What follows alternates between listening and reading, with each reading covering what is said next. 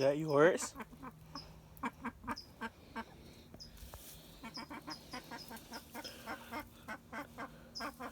It's like a pale blue-green.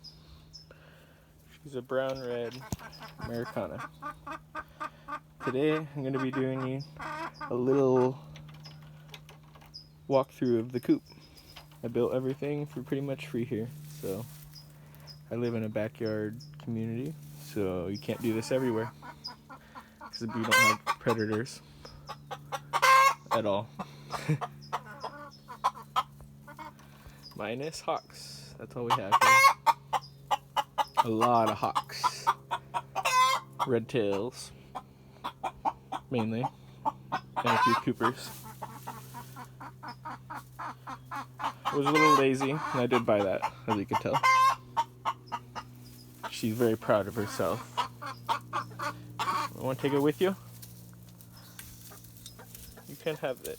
She loves food, though. She's probably looking at me for some reward.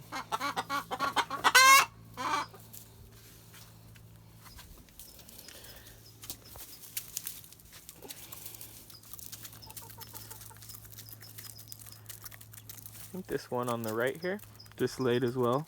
It's a Welsmer. This is a Rhode Island Red in the middle.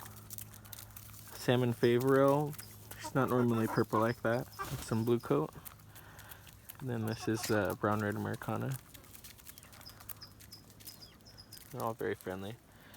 And then this one is just Wise, so I call her. Come here. She'll come in.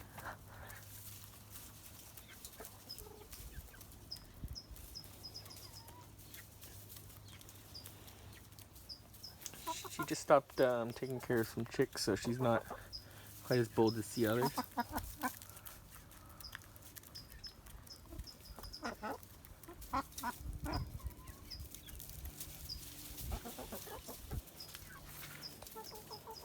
And this one in the back, sorry, is a blue-red Wyandotte.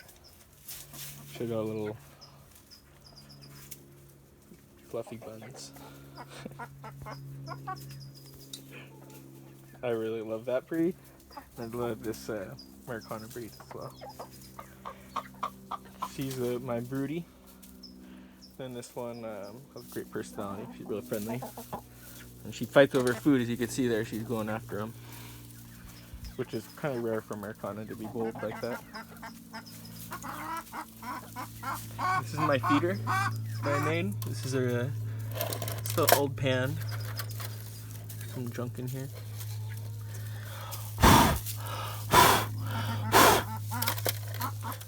Kicked up in there. This is their grit container. I need to clean that out a little bit. But so I just placed this.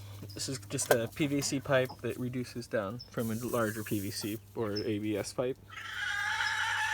Uh-oh. Pinky, leave her alone. Well, I think this is my broody. She does not like anyone disturbing her. And she does not like her. Those two are kind of enemies. And everyone picks on this little girl here because she's loud like that. Back to the feeder. So the feeder here is used up from, they have all this free ranging area and they're free ranging, but whenever I'm here they think I'm giving them stuff. So hopefully you guys can bear with them in the background. So this is like a drywall mud pan, just an extra one that I had just from I guess junkyard sales, from my grandpa, from neighbors that, or just have a bunch of stuff that they're giving away. I just took one of these, and I had some leftover ABS pipe. This is some leftover drywall strap. I need to tighten some of these things here. Not quite done. And so I went ahead and screwed these in, and this holds for my 10 chicks or chickens. I'd say at least 2 weeks, 3 weeks probably. This is a waterer I modified. you can, oh, I'm sorry. This is a water I modified. It's kind of similar to a bucket type that I just drilled these two horizontal nipples into. The good part about, this is that it's automatic water, so it'll keep filling it back up, and it doesn't get dirty because I put this lid on here. So they get nice clean water consistently. The downside is that I can't put any electrolytes or probiotics in it. Is that good?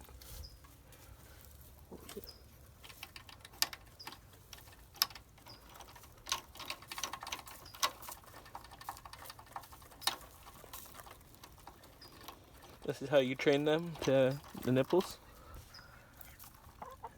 It gets them to see the water coming out of there. I found just these two are plenty for what I have. They never really fight over it, unless it's been a real hot day and they've been all out. This is the alpha.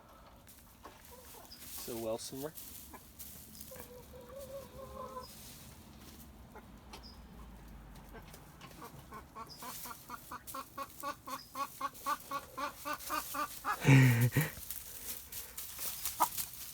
She's too smart.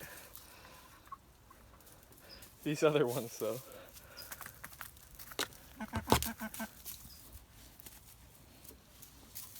So friendly.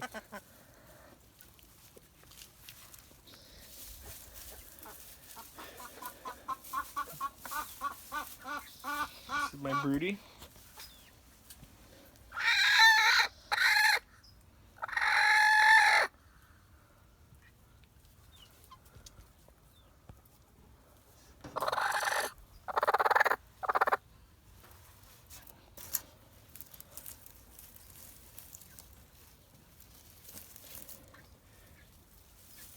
She likes this one. Oh, here we go. This is from that Welsomer, the Welly. Still has a little bit of that natural coating, you can see. Nice thing, the kind of cool thing about Welsomers, I don't know if you saw that right there, is from other breeds they lay the pigmentation from their eggs on the top of it, so you can even scratch it off, especially when it's wet like that. The pigmentation can be wiped off compared to other things, where other breeds where the pigmentation is laid or throughout the eggshell, where this breed lays it on the top. This birdie loves eggs, so hopefully she won't peck me. I think this would hurt. I'll put this under her. She'll like that. Oh yeah. How fluffy she is. These are the chicks here. This is the hardware cloth enclosure predator proof pen. All the way wrapped, all the way around. This is from 2 old dog crates. And then those are the dog crate liners on top here. Some old wood, more old wood that was from the garden, termite infested, that I cleaned up. Old 2x4s that weren't really 2x4s. So I cut those, made a little ladder for them. These are the babies. This is from a broken car jack to weight it down. You can use rocks too, but they knock over the rocks and jump in the pan, and I don't really like them jumping in the pan, pooping in it.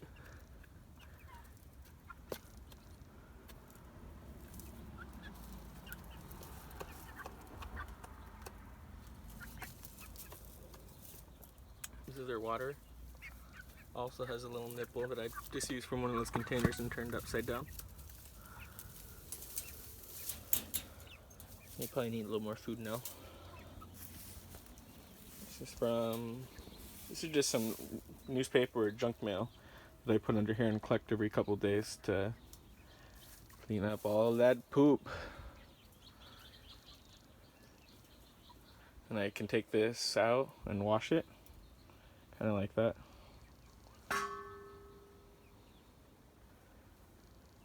You can see it's just some really thin game bird netting, they call it, I think. But it won't keep them out, won't keep anything out or in. Just mainly deterrent. can't do this in all neighborhoods. They're just here. This is just a tarp and some scrap fencing that I zip tied to all the sides here real tightly. You can see that there.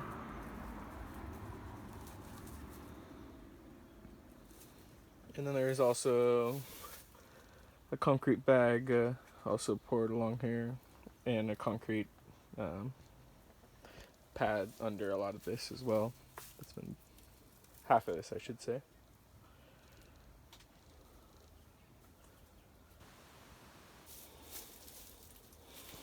I just have a hose coming from where a dog licks it used to be, or a little garden hose over there on the side there, running along bottom. Then it comes up and goes to their water. And I can also hose out their pen with that.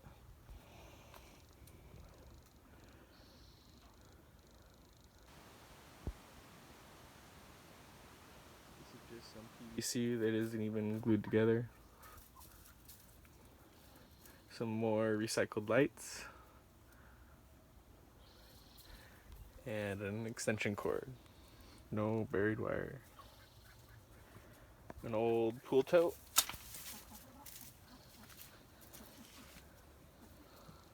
Full of their food and stuff, and sealed buckets from pool containers.